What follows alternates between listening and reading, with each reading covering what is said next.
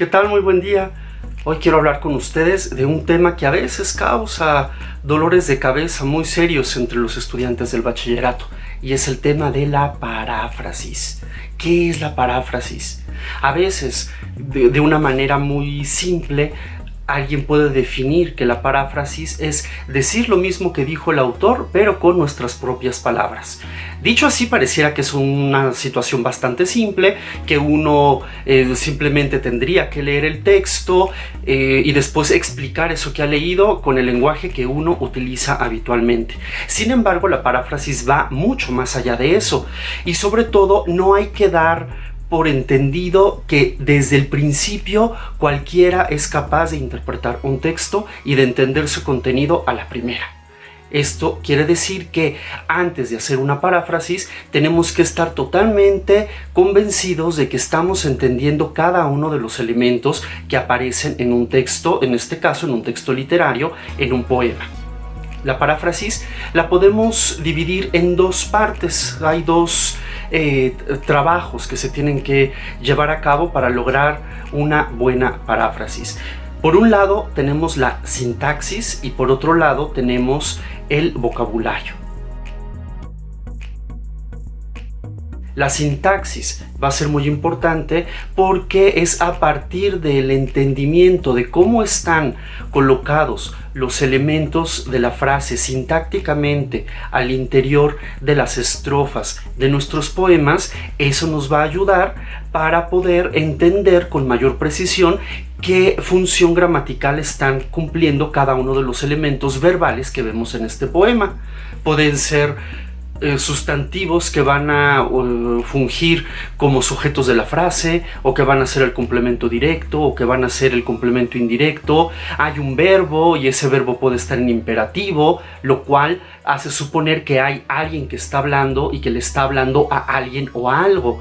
También podemos encontrar verbos conjugados en distintas personas, y eso ya nos ayudaría a entender que hay un sujeto que tiene que estar en total correspondencia con la naturaleza del verbo. Así pues, la sintaxis es un elemento muy importante para poder realizar una buena paráfrasis. El segundo elemento que les comentaba es el léxico.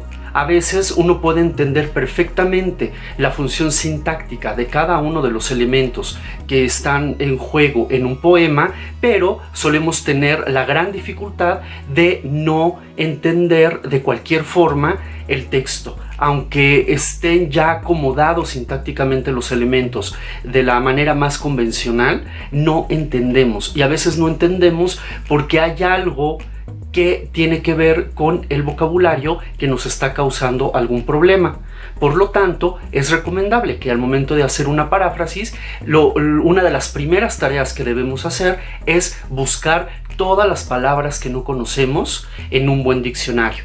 Y a partir de ese conocimiento de palabras, veremos que nuestra comprensión va a mejorar, y después podemos hacer el juego de colocar los elementos de la frase que no estén respondiendo a una sintaxis convencional de la manera en la que habitualmente nosotros lo hacemos.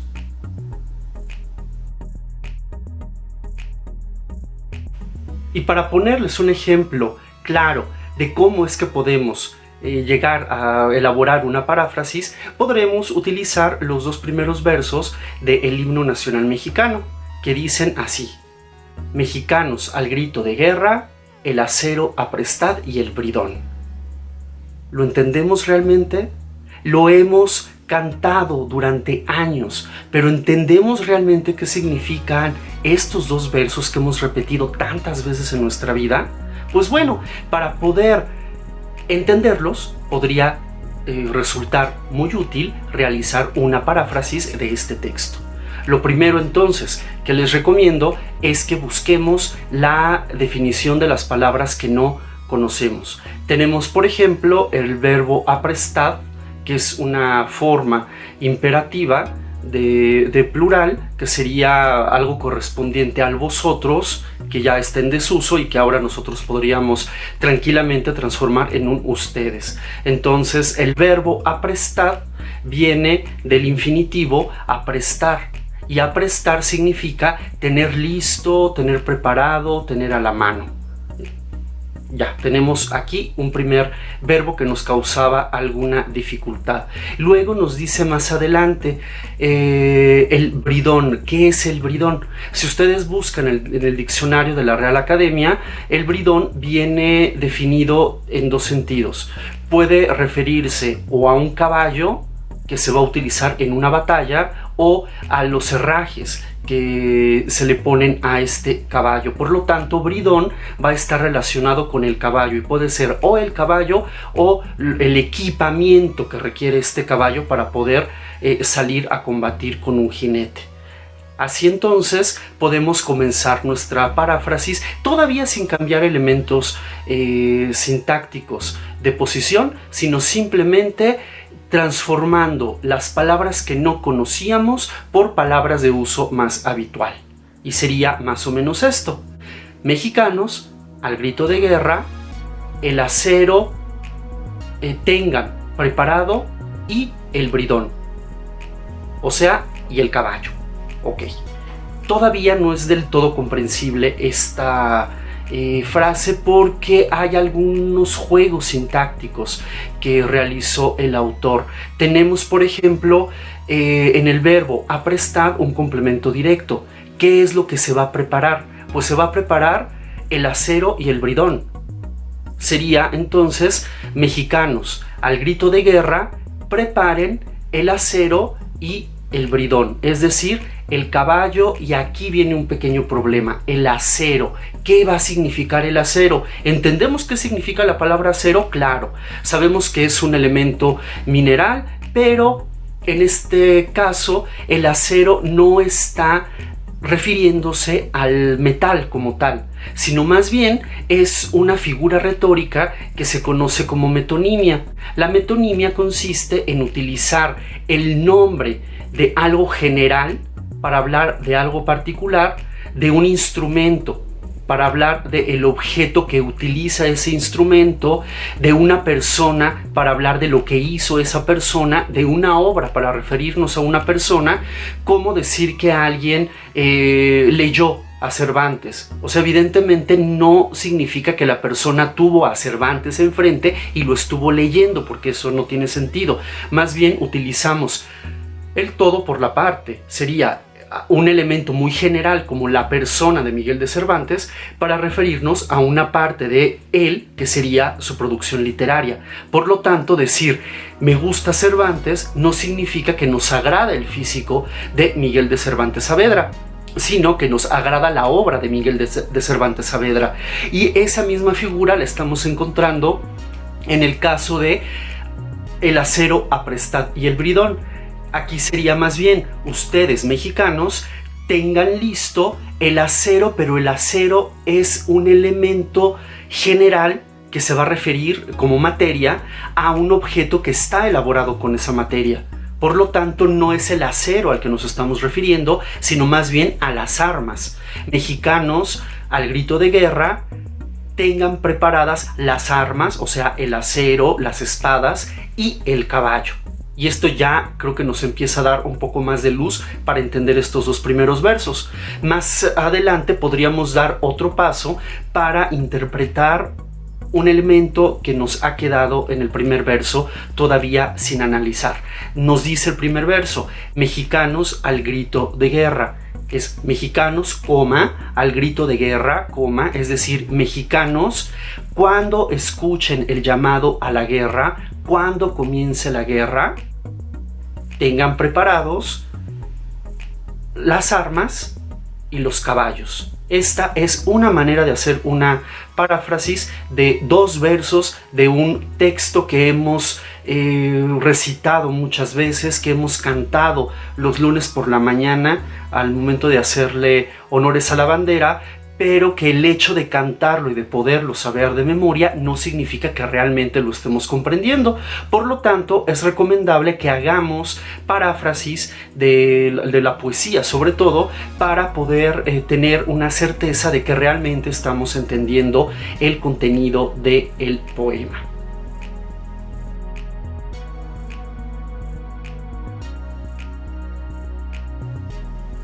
Debo aclarar que no siempre podemos realizar paráfrasis y a veces no se puede porque la paráfrasis tiene la función de desplegar, de transformar, de poner en palabras de uso más cotidiano lo que alguien expresó con un lenguaje poético que puede estar lleno de figuras retóricas. Tenemos que desmenuzar estas figuras retóricas, como lo hicimos con las metonimias, para poder llegar a comprender el sentido real que está teniendo la palabra dentro del verso.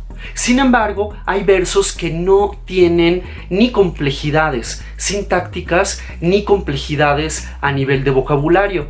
Por ejemplo, tenemos este famoso verso que dice: puedo escribir los versos más tristes esta noche.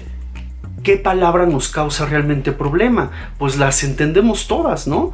Y sintácticamente no es que haya cambios muy significativos. Esta noche puedo escribir los versos más tristes, o puedo escribir los versos más tristes esta noche. No es que se pueda jugar tampoco mucho con la sintaxis de este verso, porque no era una necesidad del poeta hacer un juego brusco con la sintaxis, un juego que en términos de poesía y de retórica se conoce como hipérbaton. El hipérbaton es un manejo, una dislocación un tanto violenta de la manera en la que habitualmente estamos acostumbrados a colocar los elementos de la frase en un orden sintáctico que casi siempre es sujeto, verbo y los complementos, empezando por complemento directo y después todos los demás. Hay otros textos que nos generan también algunas dificultades para hablar de paráfrasis. Por ejemplo, aquellos que tienen un estribillo cuya función es más bien de índole rítmica y no tiene realmente un significado preciso, como en una ronda infantil. Amo ato matarilerilero, ¿qué quiere usted matarilerilero? ¿Cómo podemos hacer una paráfrasis del matarilerilero? Realmente no hay algo comunicativo muy específico en este verso, sino que allí está, pero para ayudar a darle un ritmo particular a esta ronda infantil. Ya tiene la música incluida, el matarilerilero, por la manera en la que están posicionadas los acentos y por las aliteraciones del MTRL y las repeticiones. O sea, vemos que aquí es otro fenómeno el que está ocurriendo y por lo tanto no podemos hacer una paráfrasis de un elemento que en realidad no está siendo una alteración de lo sintáctico y del lenguaje habitual, sino más bien es un elemento que está imprimiendo un carácter rítmico a nuestro poema.